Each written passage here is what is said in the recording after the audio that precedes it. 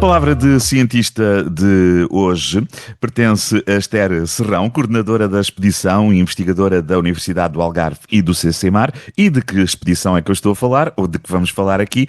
Uma expedição que revelou umas espécies não nativas no arquipélago dos Bijagós, para além de confirmar a existência de uma rica biodiversidade.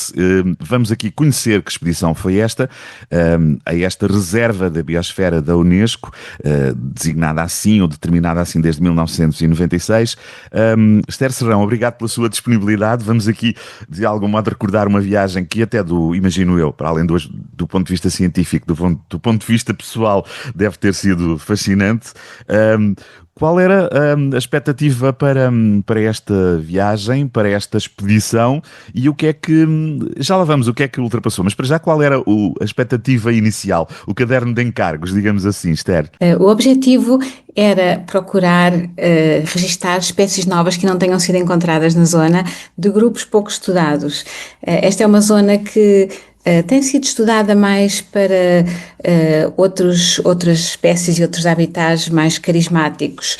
As aves migratórias, a fauna de grandes dimensões, como as tartarugas, manatis, golfinhos, assim mamíferos marinhos, grandes peixes, mas, no entanto, há todo um tipo de biodiversidade mais difícil de conhecer e que nós que damos o nome geral de florestas marinhas. Por um lado, as grandes macroalgas, mas também florestas de animais, florestas de invertebrados, como corais, esponjas e outros invertebrados de grupos que são pouco conhecidos, digamos, das pessoas. E esses grupos, esses animais só se conseguem encontrar muitas vezes agarrados às rochas. E como estão agarrados às rochas, não aparecem, por exemplo, quando se faz recolha de biodiversidade com redes, etc., porque são artes de recolha que não chegam às rochas. Então, desta vez, nós fomos em mergulho com escafandro autónomo para ir até de forma menos invasiva, olhando para o fundo e procurando, no meio de todas aquelas espécies, quais são as menos conhecidas e a diversidade, e recolher uma amostra de cada uma, tudo isso. A expedição começou em março, ou foi em março de 2023, não é? Uma curiosidade minha, numa região tão rica, com esta variedade de espécies de biodiversidade, como é que como é que a equipa científica se organiza para fazer essa amostragem? Porque às tantas, podemos imaginar que vocês estão assim numa floresta imensa, numa variedade imensa de espécies. Como é que o processo se organiza para que vocês consigam registar o maior número de espécies? Nesta campanha levámos em particular um grande especialista, que é o professor Peter Wirtz, um biólogo marinho do CCMAR com décadas de experiência na fauna do Atlântico. Eu já tinha feito missões nos Bijagós, inclusive em mergulho anteriormente, mas estamos mais focados em macroalgas, plantas marinhas, florestas de mangal, portanto na parte mais vegetal, digamos. E portanto acabámos por desta vez dividir a amostragem em digamos um tipo de grupos ou de seres vivos para cada um. Portanto, eu estava à procura mais de macroalgas, o Peter Wirtz de animais como corais, peixes muito difíceis de encontrar, não aqueles da pesca, mas aqueles que se escondem no meio da vegetação do fundo, agarrados às rochas, debaixo das pedras, e camarões, etc. Portanto, esse tipo de espécies. E o Dr. Carlos Moura, que é mais especialista também nos corais e noutros grupos com nomes esquisitos, digamos, que são relacionados com esses grupos de invertebrados. E, portanto, cada um procurava um pouco um tipo de grupos diferentes destes que são pouco conhecidos, que são pouco estudados nesta zona, ainda não tinham sido estudados anteriormente. Depois tínhamos também um estudante de mestrado a trabalhar connosco, um estudante de mestrado da Guiné-Bissau, que muito deste trabalho era para a sua tese de mestrado, portanto estamos todos a trabalhar um pouco para contribuir também para esta tese de mestrado profissional de um funcionário do Instituto das Pescas da Guiné-Bissau e uma realizadora de filmes subaquáticos, digamos, que filmou tudo isto, e o responsável pela segurança e pelo mergulho de toda a campanha. Para além das das equipas locais, portanto, das equipas locais, sim. Foram essenciais a colaboração do Instituto da Biodiversidade e Áreas Protegidas, da Guiné-Bissau, que são excelentes e que fazem um excelente trabalho, e tínhamos também o estudante do Instituto das Pescas da Guiné-Bissau, o Filipe Nhanque. Se tenho assim de memória agora, rapidamente, são cerca de 88 ilhas que constituem este arquipélago, o arquipélago dos Bijagós. Vocês centraram-se numa área que escolheram para, que de algum modo representaria todo o arquipélago? Onde é que estiveram com esta investigação? Nós fomos, desta vez, noutra campanha anterior, andámos um pouco por todo lado. Desta vez tentámos procurar zonas particularmente interessantes, que são as mais longínquas da costa, porque a água é menos turva, tem menos influência da parte dos rios e dos mangais, e portanto a água acaba por ser um pouco mais transparente, as rochas menos cobertas de sedimentos, e nessas zonas temos tendência a encontrar mais destas espécies, como os corais e as esponjas que estão agarrados às rochas do fundo e que se alimentam de partículas em suspensão. Se houver muita turbidez, eles não conseguem viver de forma tão fácil. Portanto, procurámos mais as ilhas mais exteriores, mais longínquas, e também porque, em particular, algumas delas são um parque natural, uma área marinha protegida, extraordinária. Há uma parte da expedição e dos resultados que conseguiram que é a parte muito interessante, a parte muito entusiasmante, a riqueza da biodiversidade local, mas depois há uma série de espécies, como eu referi no início da nossa conversa, que vocês à partida esperavam não encontrar, ou pelo menos não encontrar em tão grande número. Espécies não nativas. O que é que encontraram aqui? Que perigos são estes? Estamos a falar de espécies de vegetais e animais, mais de umas do que outras. Que alarme foi este que soou durante a expedição, à medida que vocês iam encontrando estas espécies não nativas? Pois, de facto, é surpreendente estarmos num sítio tão pristino, digamos, em que é tudo tão natural, há tão pouco desenvolvimento, há tão pouca industrialização, vivemos no meio da natureza, as pessoas vivem em grande equilíbrio com a natureza, e de repente vê-se estes sinais do mundo moderno, que são estas espécies exóticas que estão a espalhar-se um pouco por todo o planeta, mas que esperamos encontrá-las em sítios em que há mais, por exemplo, tráfego marinho, tráfego marítimo. Sim. E, portanto, normalmente são levadas através, por exemplo, dos navios, dos cascos dos navios, ou às vezes por mão humana, mas pronto, mas enfim. Não tanto, porque, quer dizer, é mais a navegação comercial e a pesca industrial, porque aquela é uma zona que tem muito poucas atividades humanas deste tipo, que transportam organismos, e eles sozinhos têm umas fases larvares assim que se dispersam na água, mas que não vão muito longe, e portanto sozinhos, por dispersão natural, não era de esperar que atravessassem o Atlântico do leste a oeste, ou que viessem do Índico. Muitas destas espécies vêm até do Oceano Índico, e portanto o que isto reforça é que há uma bioinvasão por espécies exóticas que vêm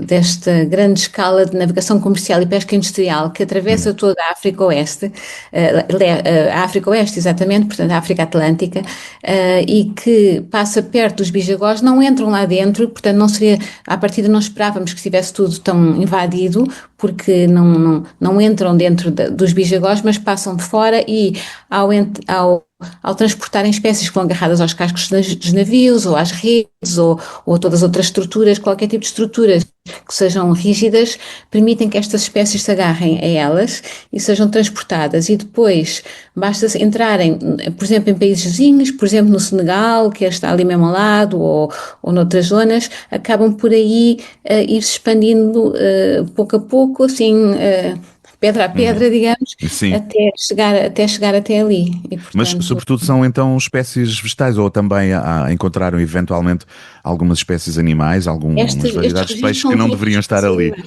E são tudo espécies animais, mas que... são animais. São tudo espécies de animais. E estas que registámos aqui, é só que são espécies de animais que as pessoas olham para elas e às vezes pensam que é um vegetal, porque Ah, sim, como os corais que estão agarrados às sim, sim. rochas ou esponjas, são estes animais que vivem, nem todos, alguns são um camarão ou algo assim, mas em geral são invertebrados, alguns que até parecem vegetais, digamos, porque têm aquela morfologia em que estão agarrados a uma pedra, ou agarrados a uma rocha, ou agarrados a algo rígido e crescem de uma forma ramificada, alimentam-se por filtração de partículas na água, como os corais, não é? Alguns são mesmo grupos que nós chamamos de parecidos com os corais, são da mesmo grupo em geral, digamos, e por isso acabam por ficar ali agarrados a estruturas Sim, sim, que, sim, sim. sim, Eu onde se estava a encontram. pensar eventualmente também nas vegetais, porque no caso das pradarias marinhas poderia estar a haver ali uma alteração de habitat do ponto de vista das espécies vegetais, mas sendo animais, se calhar o risco até. Bom, não vamos aqui comparar riscos, não é? Mas já agora, falando nessas espécies e ainda percebendo melhor, que risco é que elas põem ao que colocam às espécies nativas? Pois, o problema é a competição com espécies nativas, portanto, há algumas que ocupam o Competição espaço por alimento é, sobretudo?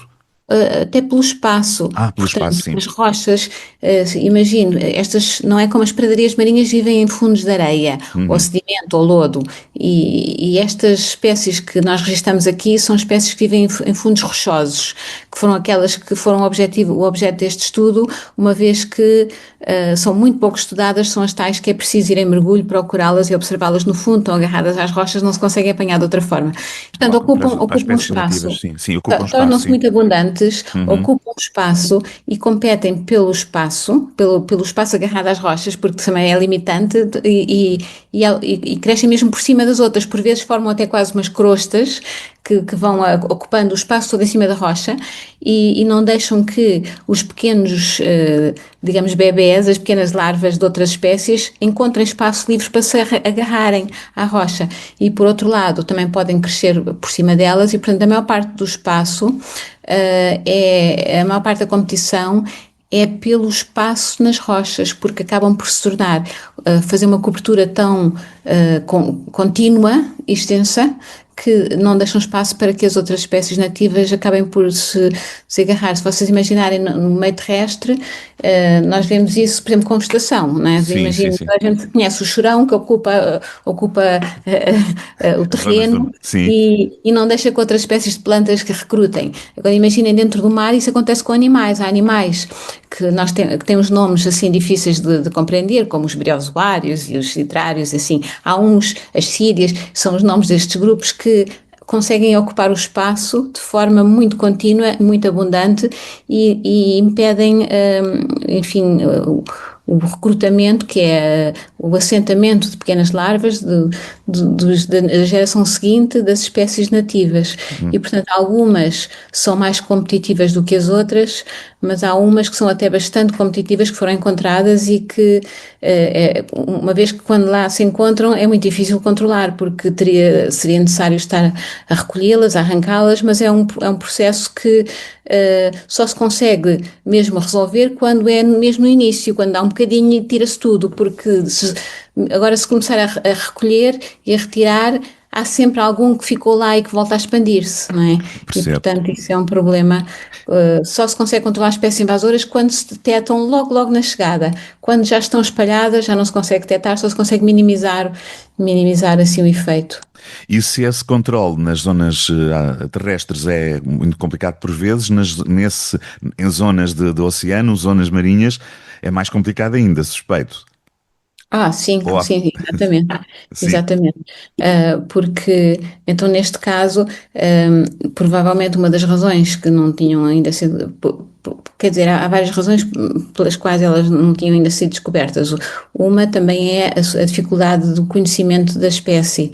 É difícil identificá-las, por um lado não há muito, enfim, conhecimento sobre os nomes das espécies, são muitas espécies e por outro lado o acesso é muito difícil. Algumas só se conseguem encontrar estando dentro da água, a olhar para o fundo, o que requer ou uma grande capacidade de mergulho em apneia ou então mesmo com escafandro autónomo. Quando nós com o escafandro autónomo conseguimos de facto estar muito tempo dentro da água, o que nos facilita muito encontrar espécies novas. Como Estas aconteceu espécies com provavelmente estarão duas noutras partes espécies, do Atlântico. como duas novas espécies de camarão que encontraram, certo? Sim, sim. Essas, como eu já falei, tivemos um contributo do professor Peter Wirtz, o nosso colega biólogo marinho do CCMAR, que tem décadas de experiência na fauna do Atlântico, fez muitas, muitas expedições ao longo da sua vida toda e ele tem um conhecimento ímpar, é como mergulhar com uma enciclopédia, digamos, ao nosso lado. E nós olhamos para um grande coral e estamos maravilhados com o coral. E o Peter, em vez de ver o coral, vê um pequenino camarão escondido no Viu um caminho do detalhe, coral, exato. descobre e diz: aqui está uma espécie nova que só ele é que viu e mais Isso é ninguém viu. extraordinário. Não é Ele preciso é chegar extraordinário. ao laboratório para Exatamente. detectar É isso. muito. São Encontraram estas décadas. duas novas espécies de camarão, mas também encontraram uma, tanto quanto vi na informação que foi divulgada, um camarão invasor Sim, sim, hum, exato. Primeiro registro no Atlântico Leste. deste. Sim. Algumas destas espécies já tinham sido registadas no Atlântico, mas do lado do Brasil, Uhum. das Caraíbas, etc. Não tinham sido registadas em África. Uh, e, portanto, mas muitas espécies invasoras pensa-se que vêm também do Índico. Portanto, em princípio, é de esperar que estejam associadas ao tráfego marítimo que vem, portanto, os navios comerciais que vêm do Indo-Pacífico e também da zona das Caraíbas, do Brasil, portanto, essas duas rotas de tráfego marítimo são Hum. muito importantes e provavelmente são o que faz com que haja esta dispersão destas espécies exóticas que facilmente se agarram, produzem muito, quando se reproduzem-se com muita intensidade, produzem muitos novos indivíduos na geração seguinte e, portanto, acabam por ocupar o espaço todo. E é fácil, uma vez que se instala a primeira, espalharem-se e ocuparem o espaço todo. Portanto, é provável que elas estejam distribuídas noutras zonas da África, só que ainda não foram encontradas. Exato. Uma das razões porque esta primeira lista foi agora aqui divulgada, porque há muitas mais outras espécies que ainda estamos a continuar a estudar, mas algumas espécies até podem ser mesmo espécies novas. Estas foram fáceis de identificar porque já existiam registros nas bases de dados de ADN, no DNA barcoding, que é uma forma de identificar espécies usando o ADN, quando não se tem a certeza, porque há espécies muito próximas e parecidas e em que as características podem ser parecidas com umas que existem no Oceano Índico, mas não temos a certeza se é uma espécie nova ou se é a mesma, mas com DNA conseguimos, portanto, identificar a espécie de forma mais adequada. E usando esse DNA, algumas têm exatamente a mesma sequência de outras espécies já conhecidas, portanto podemos identificar que estas de facto são aquelas.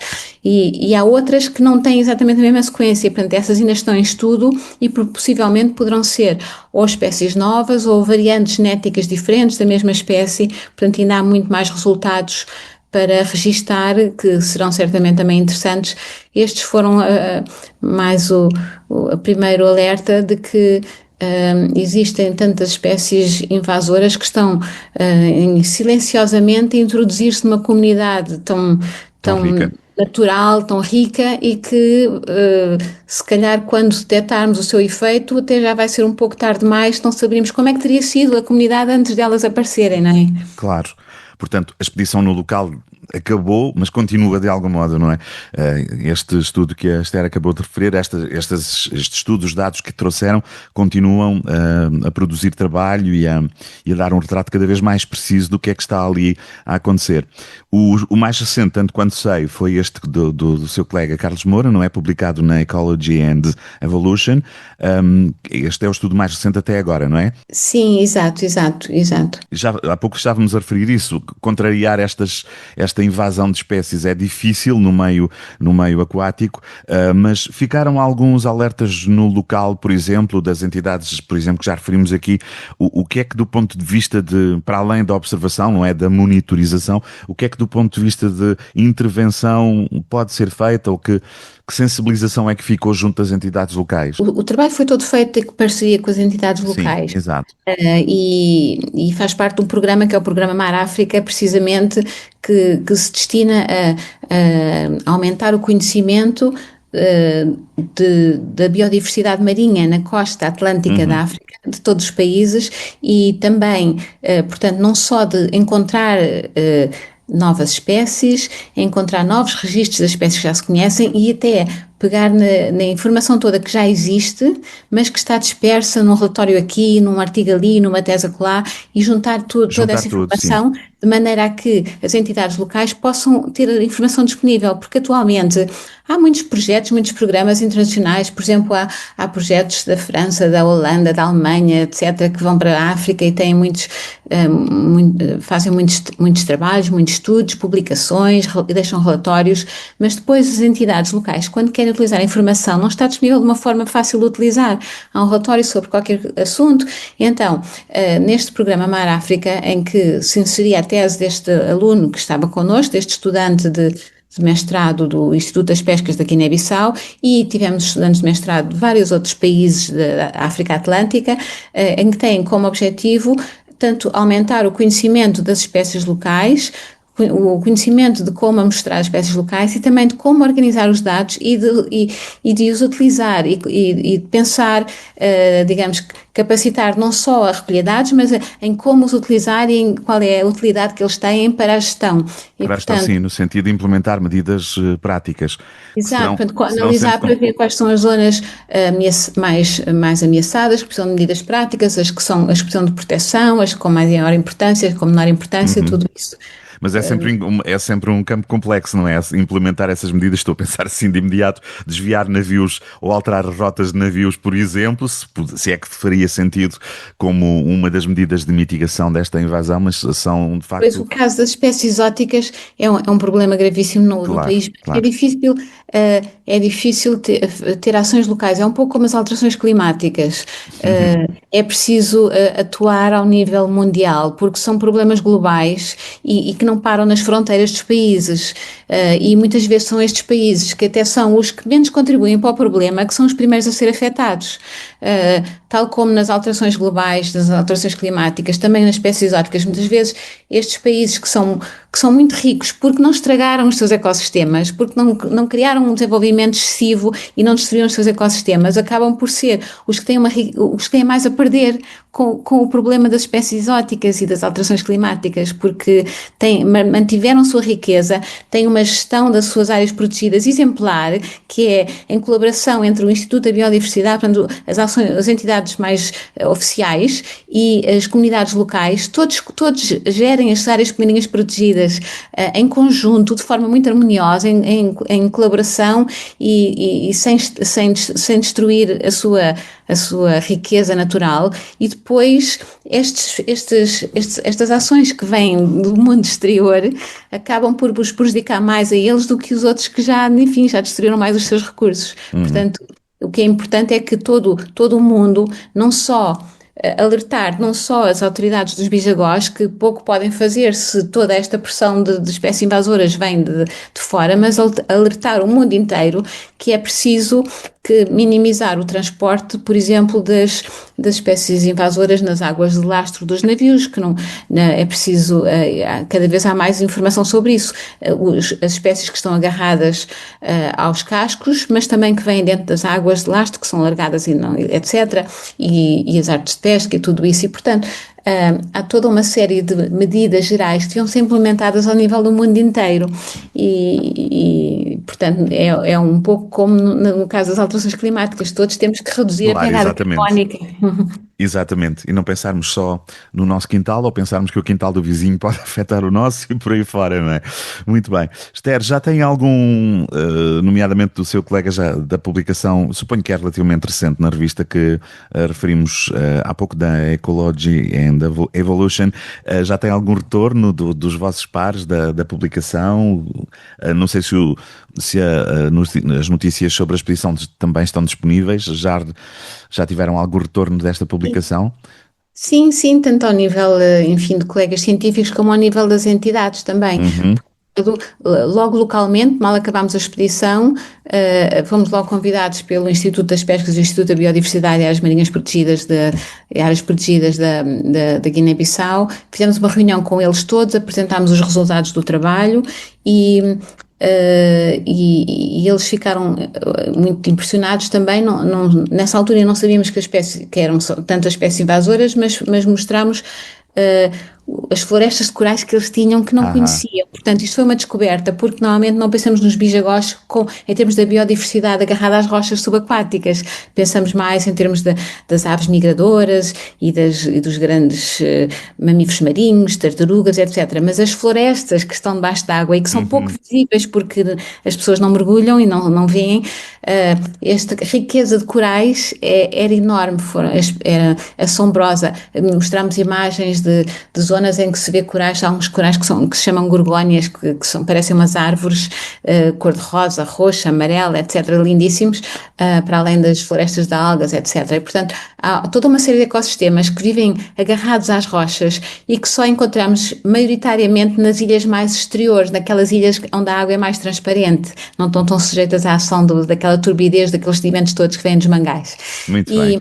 E muito disso era desconhecido, e portanto esse conhecimento que transmitimos localmente foi muito interessante e é um dos resultados mais interessantes que temos, que tem chamado a atenção, tem sido isso, tem sido esse aspecto. E resultados sobre os quais vão continuar a trabalhar. Vocês mostraram uns bijagós abaixo da superfície que ainda não eram conhecidos. Muito bem. Esther Serrão, obrigado pela conversa, continuação de bom trabalho. Muito obrigada.